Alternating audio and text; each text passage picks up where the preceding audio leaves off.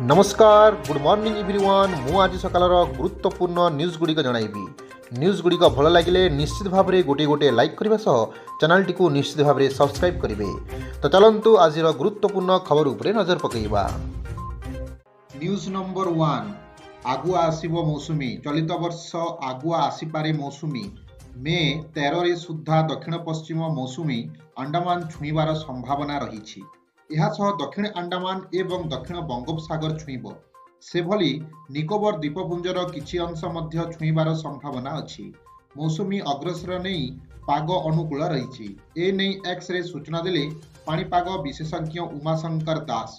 उल्लेखनीय जे साधारणतः जून 1 तारिख पाखापाखि मौसुमी केरल अभिमुखे अग्रसर हुए एवं उत्तर दिगकू अधिक लहरी रे गति करे एवं प्राय जुलाई 15 तारिख सुधा समग्र देश रे सक्रिय रुहे। किंतु एही वर्ष यह देखा जाउछि जे मौसुमी आशा ठारू शीघ्र पहुंचिबो। न्यूज नंबर 2 ओडिशा रे 12टी स्थान रे मॉक ड्रिल। ओडिशा रे हेबो मॉक ड्रिल। प्रतिरक्षा दृष्टिकोणरू ओडिशा बेस गुरुत्व बहन करुछि। बालेश्वर चांदीपुर रही आईटीआर क्षेपणास्त्र घाटी। धामरा रे अछि अब्दुल कलाम व्हीलर द्वीप। सुनाबेले रही मिग विमान कारखाना। तेणु प्रतिरक्षा दृष्टिकोणरू ओडिशा रे भी गुरुत्व बहन करुछि। ए सबु स्थान रे सुरक्षा दृष्टिकोणरू मॉक ड्रिल करा जिवार सूचना रही।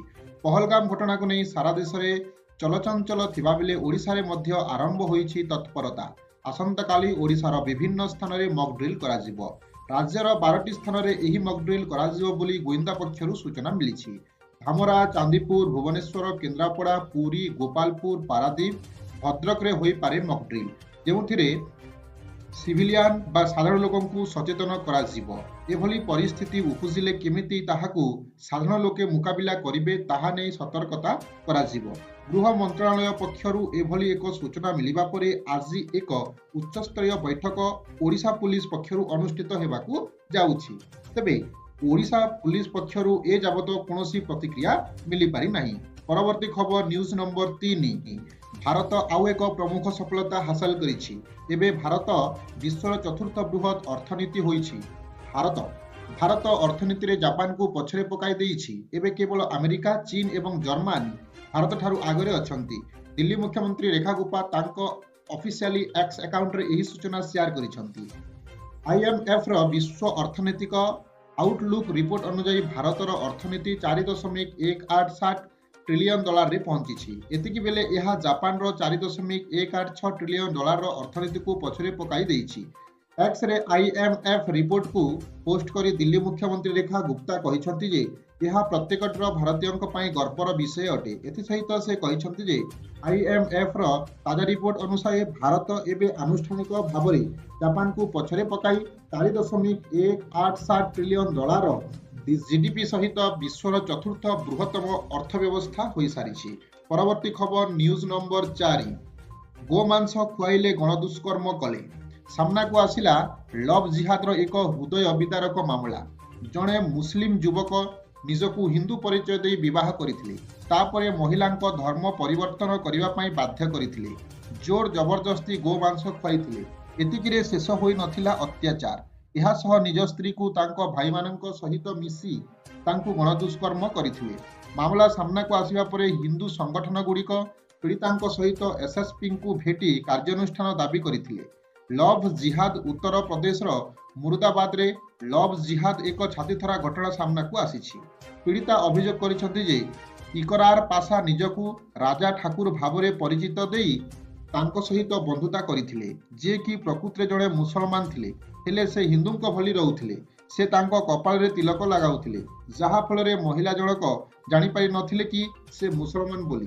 परवर्ती खबर न्यूज नंबर 5 मुर्शिदाबाद हिंसा को नहीं पश्चिमबंग मुख्यमंत्री ममता बनर्जी को हिंदू विरोधी कहवा सह तांको उपरे बर्षिछंती ओडिशार बीजेपी सांसद तथा पूर्वतन केंद्रमंत्री प्रताप चंद्र षडंगी।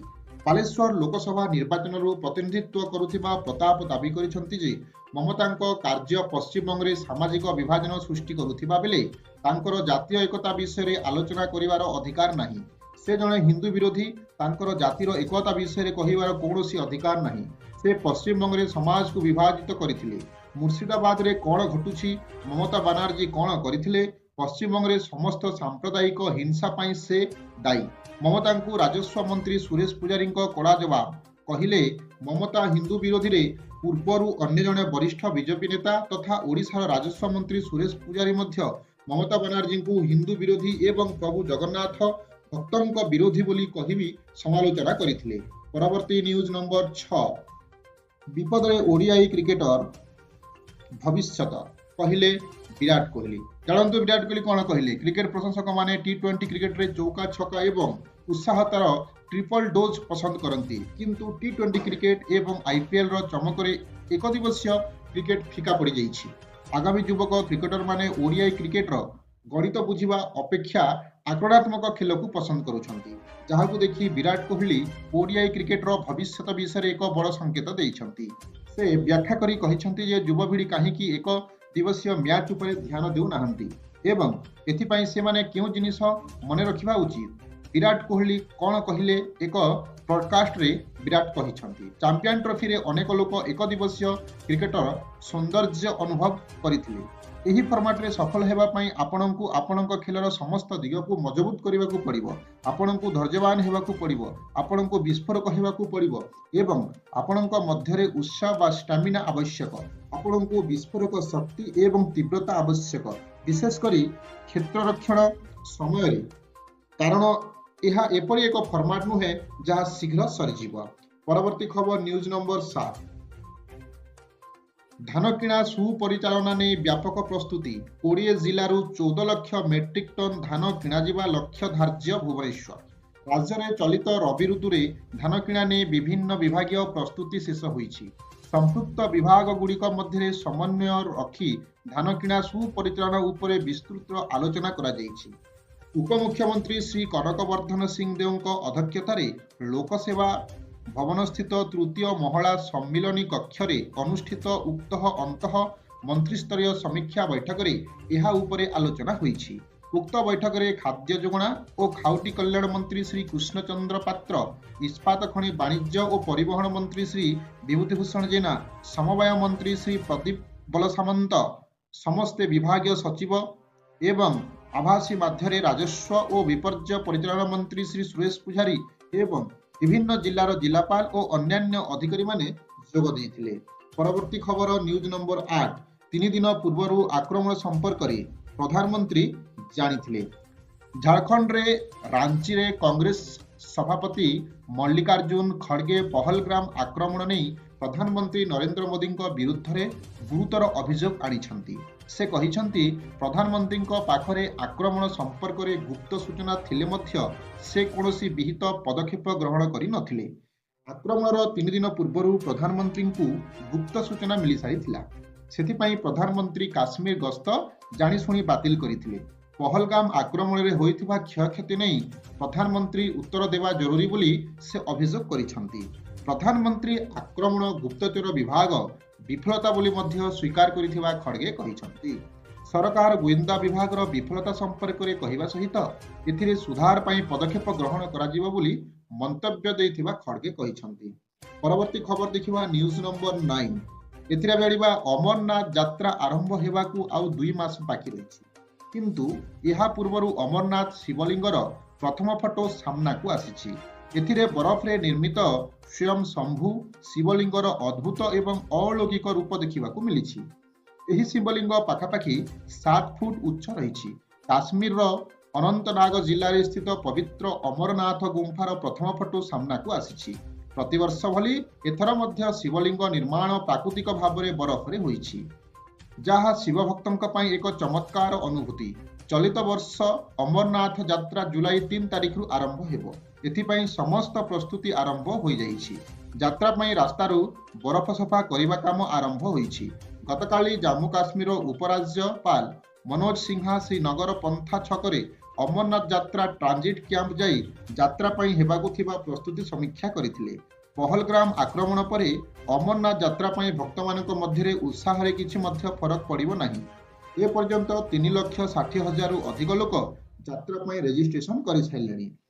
ପରବର୍ତ୍ତୀ ଖବର ନ୍ୟୁଜ୍ ନମ୍ବର 10, ଏଥିରେ ଆମେ ଜାଣିବା ବଲିଉଡ୍ ଇଣ୍ଡଷ୍ଟ୍ରିର ବାଦଶାହ ଶାହରୁଖ ଖାନଙ୍କୁ କି ବା ନ ଜାଣେ ସେ ତାଙ୍କ ଅଭିନୟ ମାଧ୍ୟମରେ ସମସ୍ତଙ୍କ ମନକୁ ଜିତିବାରେ ସଫଳ ହୋଇଛନ୍ତି।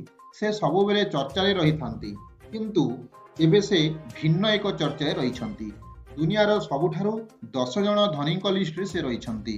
2025ରେ ସେ ଶ୍ରେଷ୍ଠ ଧନୀଙ୍କ ମଧ୍ୟରୁ ଚତୁର୍ଥ ସ୍ଥାନରେ ରହିଛନ୍ତି। ତେବେ ସେ କେତେ ଟଙ୍କାର ମାଲିକ ଆସନ୍ତୁ ଜାଣିବା। ଶାହରୁଖ ଖାନ ତାଙ୍କ ଅଭିନୟକୁ ନେଇ ଭାରତରେ ପରିଚିତ ଥିବାବେଳେ ଏବେ ସେ ତାଙ୍କ ଧନ ସମ୍ପତ୍ତି ପାଇଁ ଆକର୍ଷଣରେ ରହିଛନ୍ତି। ସମସ୍ତ ଧନୀମାନଙ୍କ ମଧ୍ୟରେ ସେ ଜଣେ ହିଁ ଏକମାତ୍ର ଭାରତୀୟ ଯିଏ ଜ୍ୟାକି ଚାନ୍ ଏବଂ ଟମ୍ ହ୍ୟାଙ୍କସଙ୍କ ଭଳି ଅଭିନେତାଙ୍କ ଠାରୁ ମଧ୍ୟ ଉପରେ ରହିଛନ୍ତି। ତେବେ ସେ 2025 ମସିହା ଶ୍ରେଷ୍ଠ 10 ଜଣ ଧନୀଙ୍କ ମଧ୍ୟରେ ଚତୁର୍ଥ ସ୍ଥାନରେ ରହିଛନ୍ତି। ତାଲିକା ଅନୁଯାୟୀ ଶାହରୁଖ ଖାନଙ୍କ ସମ୍ପତ୍ତି $876.5 କୋଟି ବୋଲି ଜଣାପଡ଼ୁଛି, ଯାହା ଭାରତୀୟ ଟଙ୍କା ହିସାବରେ 7,380.93 କୋଟି ଟଙ୍କା। ଅଭିନୟ ବ୍ୟତୀତ ସେ ତାଙ୍କ production house, products company, endorsement ଏବଂ IPL ଦଳରୁ ଟଙ୍କା ଉପାର୍ଜନ କରୁଛନ୍ତି। ପରବର୍ତ୍ତୀ ଖବର ନ୍ୟୁଜ୍ ନମ୍ବର 11। ଓଡ଼ିଆ ଚଳଚ୍ଚିତ୍ର ପ୍ରଚାର, ପ୍ରଣୟ ଜେଠୀଙ୍କୁ ସମ୍ମାନିତ। ଭୁବନେଶ୍ୱର ସାମ୍ବାଦିକ ସଂଘ ପକ୍ଷରୁ ଆୟୋଜିତ ବିଶ୍ୱପ୍ରେମୀ ସ୍ୱାଧୀନତା ଦିବସ ଅବସରରେ ଓଡ଼ିଆ ଚଳଚ୍ଚିତ୍ରର ବହୁଳ ପ୍ରଚାର ଓ ପ୍ରସାର ତଥା ଚଳଚ୍ଚିତ୍ର ଶିଳ୍ପର ସର୍ବାଙ୍ଗୀନ ଉନ୍ନତି ପାଇଁ ନିଜକୁ ଉତ୍ସର୍ଗ କରିଥିବା ମିଡିଆ ପ୍ଲାନର କ୍ରିଏଟିଭ ହେଡ୍ ଶ୍ରୀଯୁକ୍ତ ପ୍ରଣୟ ଜେଠୀଙ୍କୁ ସମ୍ମାନିତ କରାଯାଇଛି। ଏହି ଉତ୍ସବରେ ମୁଖ୍ୟ ଅତିଥି ଭାବେ ମାନ୍ୟବର ଆଇନ ଓ ପୂର୍ତ୍ତ ଓ ଅବକାରୀ ମନ୍ତ୍ରୀ ଶ୍ରୀ ପୃଥ୍ୱୀରାଜ ହରିଚନ୍ଦନ, ସମ୍ମାନିତ ଅତିଥି ଭାବେ ଏକାମ୍ର ଭୁବନେଶ୍ୱର ମାନ୍ୟବର ବିଧାୟକ ବାବୁ ସିଂ, ପୂର୍ବତନ ବିଧାୟକ ପ୍ରିୟଦର୍ଶୀ ମିଶ୍ର ଓ ବିଜେପିର ବରିଷ୍ଠ ସଦସ୍ୟ ଜଗନ୍ନାଥ ପ୍ରଧାନ ଯୋଗ ଦେଇଥିଲେ। ଓଡ଼ିଆ ଚଳଚ୍ଚିତ୍ର ତଥା କଳା ଜଗତ ପାଇଁ ଶ୍ରୀଯୁକ୍ତ ଜେଠୀଙ୍କ ଅବଦାନ ପାଇଁ ତାଙ୍କୁ ସାଧୁବାଦ ଜଣାଇଥିଲେ ଅତିଥିମାନେ। ଓଡ଼ିଆ ଦର୍ଶକ କିପରି ଆମ ଓଡ଼ିଆ ଚଳଚ୍ଚିତ୍ର ପ୍ରତି ଆକୃଷ୍ଟ ହେବେ ସେଥିପାଇଁ ବିଭିନ୍ନ ଶୈଳୀରେ ପ୍ରଚାର କରି ବେଶ ଚର୍ଚ୍ଚିତ ହୋଇଛନ୍ତି ପ୍ରଣୟ ଜେଠୀ। ଏଯାବତ୍ 150ରୁ ଉର୍ଦ୍ଧ୍ୱ ଓଡ଼ିଆ ଚଳଚ୍ଚିତ୍ରର ପ୍ରଚାର ଓ ପ୍ରସାର କରିବା ସହିତ 2ଟି ଓଡ଼ିଆ ଚଳଚ୍ଚିତ୍ରର ପ୍ରଯୋଜନା ମଧ୍ୟ କରିଛନ୍ତି ଶ୍ରୀଯୁକ୍ତ ଜେଠୀ। କେବଳ ଚଳଚ୍ଚିତ୍ର ନୁହେଁ, ମେଗା ଧାରାବାହିକ, ୱେବ୍ ସିରିଜ, ମଞ୍ଚ ନାଟକ ପ୍ରତି ତାଙ୍କ ଅବଦାନ ଅତୁଳନୀୟ। ପରବର୍ତ୍ତୀ ଖବର ଦେଖିବା ନ୍ୟୁଜ୍ ନମ୍ବର 12। କିଛି ଦିନର ଆଶ୍ୱସ୍ତି ପରେ ପୁଣି ବଢ଼ିଲା ସୁନା ଦର। ମେ 6 ଅର୍ଥାତ୍ ମଙ୍ଗଳବାର 24 କ୍ୟାରେଟ୍ ସୁନାର ଦାମ 10 ଗ୍ରାମ ପ୍ରତି 98,460 ଟଙ୍କା ରହିଛି। ଗତକାଲି ଏହା 95,730 ଟଙ୍କାରେ ଥିଲା। ଦିନକରେ 2,730 ଟଙ୍କା ବୃଦ୍ଧି ପାଇଛି। ମୁମ୍ବାଇରେ 24 କ୍ୟାରେଟ୍ର ମୂଲ୍ୟ 98,460 ଟଙ୍କା ଓ 22 କ୍ୟାରେଟ୍ର ମୂଲ୍ୟ 90,250 ଟଙ୍କା ରହିଛି। ନୂଆଦିଲ୍ଲୀରେ 24 କ୍ୟାରେଟ୍ 98,610 ଟଙ୍କା ଓ 22 କ୍ୟାରେଟ୍ 90,400 ଟଙ୍କା ରହିଛି। ଦକ୍ଷିଣ ଭାରତର ପ୍ରମୁଖ ସହର ଚେନ୍ନାଇ 24 କ୍ୟାରେଟ୍ ମୂଲ୍ୟ 98,460 ଟଙ୍କା ଥିବାବେଳେ 22 କ୍ୟାରେଟ୍ର ମୂଲ୍ୟ 90,250 ଟଙ୍କା ରହିଛି। ପୂର୍ବ ଭାରତର ପ୍ରମୁଖ ସହର କୋଲକାତାରେ ଯଥାକ୍ରମେ 98,460 ଓ 90,250 ଟଙ୍କା ରହିଛି। ଅନ୍ୟପଟେ ରୂପା ମୂଲ୍ୟ କିଲୋ ପିଛା 1,07,900 ଟଙ୍କା ରହିଛି। ପରବର୍ତ୍ତୀ ଖବର ନ୍ୟୁଜ୍ ନମ୍ବର 30। ବଡ଼ ଖବର, ଓଡ଼ିଶା କର୍ମଚାରୀଙ୍କ ଛୁଟି ବାତିଲ। 1971 ମସିହାରେ ଭାରତ ପାକିସ୍ତାନ ଯୁଦ୍ଧ ପରେ ପ୍ରଥମ ଥର ପାଇଁ ଭାରତ ମେ 7 ତାରିଖରେ ଏକ ଜାତୀୟ ସ୍ତରୀୟ ସିଭିଲ ଡିଫେନ୍ସ ମକ୍ ଡ୍ରିଲ୍ ଆୟୋଜନ କରୁଛି। ଏପ୍ରିଲ 22ରେ ଜାମ୍ମୁ ଓ କାଶ୍ମୀରର ପହଲଗାମରେ ହୋଇଥିବା ଆତଙ୍କବାଦୀ ଆକ୍ରମଣ, ଯେଉଁଥିରେ 26 ଜଣ ନିରୀହ ନାଗରିକ ପ୍ରାଣ ହରାଇଥିଲେ, ତାପରେ ଭାରତ ଓ ପାକିସ୍ତାନ ମଧ୍ୟରେ ଉତ୍ତେଜନା ବୃଦ୍ଧି ପାଇଛି। ଏହି ପରିପ୍ରେକ୍ଷୀରେ କେନ୍ଦ୍ର ଗୃହ ମନ୍ତ୍ରଣାଳୟ ଦେଶରେ 244ଟି ସିଭିଲ ଡିଫେନ୍ସ ଜିଲ୍ଲାରେ ଏକ ବିଶାଳ ସମରାଭ୍ୟାସ କରିବାକୁ ନିର୍ଦ୍ଦେଶ ଦେଇଛନ୍ତି। ଏହା 1971 ପରେ ପ୍ରଥମ। 1969ରେ କାର୍ଗିଲ ଯୁଦ୍ଧ ସମୟରେ ମଧ୍ୟ ଏପରି କୌଣସି ବି ଅଭ୍ୟାସ ହୋଇନଥିଲା। ଇଣ୍ଡିଆ ପାକିସ୍ତାନ ୱାର୍ ଏହି ମକ୍ ଡ୍ରିଲ୍ ସମୟରେ ବ୍ଲାକ୍ ଆଉଟ୍ ହେବ। ଏହାର ଅର୍ଥ ହେଉଛି ଆକ୍ରମଣ ସମୟରେ ସମସ୍ତ ଘର, କାର୍ଯ୍ୟାଳୟ ଏବଂ ସାର୍ବଜନୀନ ସ୍ଥାନର ଅନ୍ଧାର ହୋଇଯିବ। ଏହା ସହିତ ଜୋରରେ ସାଇରନ ମଧ୍ୟ ବଜାଯିବ। ସାଇରନ ଶୁଣିବା ମାତ୍ରେ ଲୋକଙ୍କୁ ସତର୍କ ରହିବାକୁ ପଡ଼ିବ ଏବଂ ସୁରକ୍ଷିତ ସ୍ଥାନକୁ ଯିବାକୁ ପଡ଼ିବ। ଆକ୍ରମଣ ସମୟରେ ନାଗରିକମାନଙ୍କୁ ବଞ୍ଚିବା ପାଇଁ ତାଲିମ ଦିଆଯିବ। ପରବର୍ତ୍ତୀ ଖବର ଦେଖିବା ନ୍ୟୁଜ୍ ନମ୍ବର 14। ଏଥିରେ ଆମେ ଜାଣିବା ମେ 7 ତାରିଖରେ ଭାରତ 244ଟି ନିର୍ଦ୍ଦିଷ୍ଟ ଜିଲ୍ଲାରେ ଜାତୀୟ ନାଗରିକ ପ୍ରତିରକ୍ଷା ମକ୍ ଡ୍ରିଲ୍ କରିବ। ଏହି ପଦକ୍ଷେପ ଏପ୍ରିଲ 22 ପହଲଗାମ ଆତଙ୍କବାଦୀ ଆକ୍ରମଣର ପ୍ରତିଶୋଧ ଆଶା ଏବଂ ଭାରତ ପାକିସ୍ତାନ ସୀମାରେ ଉଚ୍ଚ ସୁରକ୍ଷା ସତର୍କତା ମଧ୍ୟରେ ହେଉଛି। ଯଦିଓ ଏହି ଅଭ୍ୟାସ ସତର୍କତାମୂଳକ ଏବଂ ଭାରତର ଦୀର୍ଘକାଳୀନ ଜାତୀୟ ପ୍ରସ୍ତୁତି ରଣନୀତି ଏକ ଅଂଶ। ନାଗରିକମାନଙ୍କୁ ସମ୍ପୂର୍ଣ୍ଣ ସହଯୋଗ ଏବଂ ପ୍ରସ୍ତୁତି ନିଶ୍ଚିତ କରିବା ଆବଶ୍ୟକ, ଯାହା ଦେଶର ସୁରକ୍ଷା ବଜାୟ ରଖିବାରେ ଏକତାବଦ୍ଧ ପ୍ରୟାସକୁ ବୃଦ୍ଧି କରିବ। ପରବର୍ତ୍ତୀ ଖବର ଏବଂ ଆଜିର ଶେଷ ଖବର, ପ୍ରଧାନମନ୍ତ୍ରୀଙ୍କୁ ମୁଖ୍ୟମନ୍ତ୍ରୀଙ୍କ ଧନ୍ୟବାଦ। ଓଡ଼ିଶାରେ ପର୍ଯ୍ୟଟନ କ୍ଷେତ୍ରରେ ବିକାଶକୁ ଆହୁରି ତ୍ୱରାନ୍ୱିତ କରିବା ପାଇଁ କେନ୍ଦ୍ର ସରକାର ପୁରୀଠାରେ ଏକ ନୂତନ ଗ୍ରୀନଫିଲ୍ଡ ବିମାନ ବନ୍ଦର ନିର୍ମାଣ ପାଇଁ କେନ୍ଦ୍ର ସରକାର ନୀତିଗତ ଅନୁମୋଦନ ପ୍ରଦାନ କରିଛନ୍ତି। ଏଥିପାଇଁ ମୁଖ୍ୟମନ୍ତ୍ରୀ ମୋହନ ଚରଣ ମାଝୀ, ପ୍ରଧାନମନ୍ତ୍ରୀ ନରେନ୍ଦ୍ର ମୋଦି ଓ କେନ୍ଦ୍ର ମନ୍ତ୍ରୀ ବେସାମରିକ ବିମାନ ଚଳାଚଳ ମନ୍ତ୍ରୀ କେ ରାମ ମୋହନ ନାଇଡୁଙ୍କୁ ଧନ୍ୟବାଦ ଜଣାଇଛନ୍ତି। ସୂଚନାଯୋଗ୍ୟ, ଶ୍ରୀ ଜଗନ୍ନାଥ ବିମାନ ବନ୍ଦର ନାମରେ ନାମିତ ଏହି ମହତ୍ୱାକାଂକ୍ଷୀ ଭିତ୍ତିଭୂମି ପ୍ରକଳ୍ପଟି 5,631 କୋଟି ଟଙ୍କା ମୂଲ୍ୟରେ 1164 ଏକର ଜମିରେ ବିକଶିତ ହେବ। ଏହି ନିର୍ମାଣ କାର୍ଯ୍ୟ 3ଟି ପର୍ଯ୍ୟାୟରେ ହେବାକୁ ଯାଉଥିବା ବେଳେ ଏହା ସମ୍ପୂର୍ଣ୍ଣ ହେବା ପରେ ବାର୍ଷିକ 46 ଲକ୍ଷ ଯାତ୍ରୀଙ୍କ ବିମାନ ଯାତାୟାତ ପାଇଁ ସୁବିଧା ପ୍ରଦାନ କରାଯିବ। ଏହି ବିମାନ ବନ୍ଦର ଦ୍ୱାରା ରାଜ୍ୟରେ ଆଞ୍ଚଳିକ ସଂଯୋଗୀକରଣ ବୃଦ୍ଧି ହେବା ସହିତ ରାଜ୍ୟରେ ଆର୍ଥିକ ଅଭିବୃଦ୍ଧିକୁ ଏକ ନୂତନ ଗତି ମିଳିବ ଏବଂ ପବିତ୍ର ପୁରୀ ସହର ତୀର୍ଥଯାତ୍ରୀ ଓ ପର୍ଯ୍ୟଟକଙ୍କ ପାଇଁ ସୁଗମ ହୋଇପାରିବ ବୋଲି ମୁଖ୍ୟମନ୍ତ୍ରୀ ଆଶା ପ୍ରକାଶ କରିଛନ୍ତି। ତ ଫ୍ରେଣ୍ଡସ୍, ଏହା ଥିଲା ଆଜି ସକାଳର ଟପ୍ 15ଟି ନ୍ୟୁଜ୍। ଯଦି ଭଲ ଲାଗିଲା ତାହେଲେ ନିଶ୍ଚୟ ଭାବେ ଚ୍ୟାନେଲଟିକୁ ଲାଇକ୍, ସେୟାର ଏବଂ ସବସ୍କ୍ରାଇବ୍ କରନ୍ତୁ।